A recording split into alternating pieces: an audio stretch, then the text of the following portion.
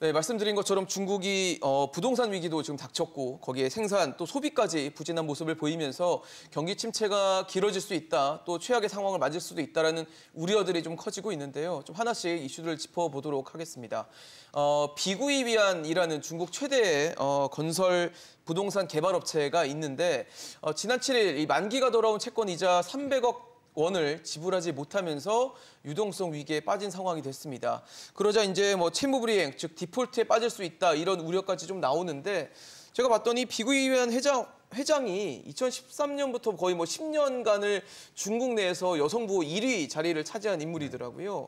그런데 이렇게 300억 원에 대한 어떤 상환 이런 것 문제 때문에 결국 디폴트로 가는 이런 최악의 상황을 목도하게 될까요? 어떻게 보십니까? 저는 뭐 그렇게까지 지금 상황을 심각하게 보지는 않는데 다만 이미 우리가 잘 알고 있었습니다만 헝다 사태라는 게 있었고 또 얼마 전에 완다, 이 소위 중국의 부동산 기업들이 이미 뭐 지방에 수없는 부동산 기업들은 도산을 했고 이 전국성 기업들이 이렇게 오는데 비구이위안이라는 이 회사가 그래도 부동산 전문 기업으로 갖고 있는 상징성이 있었거든요.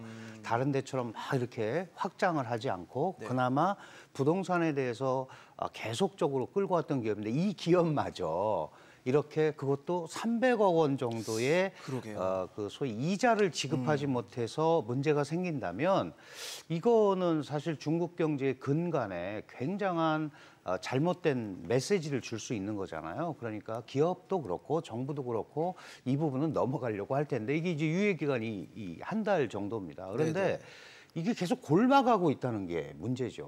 골마가고 있기 때문에 결국은 이 거대 기업에까지 이런 게 왔다라는 것 자체가 시장의 신뢰를 자꾸 그 상쇄시키는 이제 이런 현상이 나타나는 거고, 다만 이제 전체적으로 보면 이 부동산 기업들을 이렇게 중국이 하는 이유가 당연히 뭐 여러 가지가 있겠습니다만은 기본적으로는 이번 기회를 부동산 구조조정의 기회로 삼자라는 것도 분명히 좀 있는 것 같아요. 그러니까 이게 너무 방만하고 소위 그 돈을 정말 여기저기서 조달해가지고 너무 이상하게 쓴 부분이 분명히 있거든요. 그러니까 이제 그런 부분도 중국에서는 그런 표현을 하죠. 질서 있는 정리라는 표현을 하는데 그런 거의 일환으로 생각하는 면이 있기 때문에 거기에 이제 GDP 25%를 차지한다고 하는 부동산 시장을 스스로 붕괴되도록 놔두는 거는 정부에도 굉장히 부담이 될 거다. 그래서 이건 넘어갈 수 있는데 다만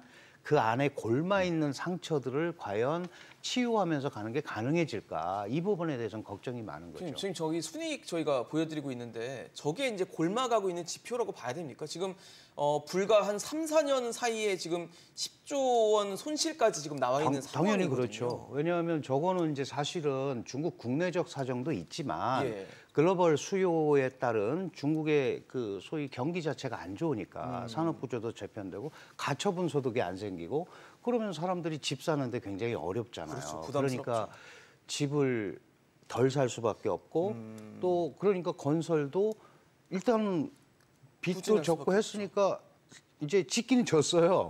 그러니까 유령 돈은 썼어요. 그렇죠? 그런 이제 그런 현상들이 나타나고 그 돈을 회수해야 되는데 못 하니까 이게 자칫 금융 위기로까지 가는 게 아닌가에 대한 우려가 있는데 아직 완전히 거기까지 갔다고 보기는 어렵지만 이게 이런 식으로 흘러가면 그런 최악의 경우도 올 수도 있겠다라는 우려를 하는 것 같고 중국 정부는 여전히 통제 가능한 범위에 있기 때문에 걱정하지 마라. 8월부터 반등할 거다 이렇게 얘기를 하고 있습니다. 정말 괜찮을지 좀 걱정이 되는데 조윤찬 소장님 어떻게 보십니까? 네, 저도 깜짝 놀랐는데요. 자산 규모만 320조 원 정도 되는 회사입니다. 320조 원이요? 예, 그 회사가 300억이 부족하다? 그건 말이 안 되는 것 같고요. 그러니까 그만큼 지금 중국 정부 입장에서는 시중은행에 달러와 관련해서 매수 금지 조치가 내려져 있는 상태입니다. 위엔화를 더 빠르게 가속화, 절하시킬 가능성이 있기 때문에 지침이 내려졌는데요. 이 때문에 지금 달러가 좀 부족한 상황이기 때문에 300억 원에 해당하는 2,250만 달러를 조달할 수 없을 정도로 지금 위기상으로 몰리고 있다는 겁니다. 문제는 이 회사가 1년 이내 상환해야 될 부채가 17조 원 정도가 된다고 하는데요. 이것을 구조적으로 해결해 주기 위해서는 정부가 나설 수밖에 없습니다. 이를 위해서는 그 해결하기 나서 그 시진핑 정부 같은 경우에는 예. 부동산 개발 회사들 같은 경우는 공동 부위에서 금지시켰던 과다 이익 편취 기업의 하나라는 거죠.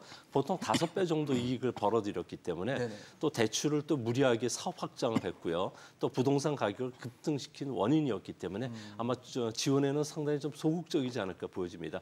가장 좋은 방법은 대주주의 그 주식 매각이라든지 사재 출원을 하는 방법인데 17조 원 정도 가지고 이게 해결이 안 된다는 거죠. 이 때문에 디폴트 이후에 채무 재조정안이 중국에서 논의가 되고 있는데 네. 이는 지방 정부하고 은행이 주도를 해가지고 채무 조정과 관련해서 비구이엔이 신규 채권을 발행하고 채권단이 이 부채를 구부채를 신부채로 이제 교환하는 방식이 되는데 이렇게 되면은 대형 은행들은 환영을 하겠지만 나머지 중소은행들 같은 경우는 앉아서 죽으라는 얘기는 마찬가지거든요. 뭐 그런 측면에서는 아무래도 이번 구조조정 과정이 기나긴 고통을 좀 따르는 측면이 있고 그러다 보면 9만 개 부동산 개발 회사들 같은 경우 1위 회사, 3위 회사가 다 무너졌는데 네네. 살아남을 수 있는 기업이 과연 몇 개나 되느냐 그런 문제도 노출이 되지 않을까 보여집니다.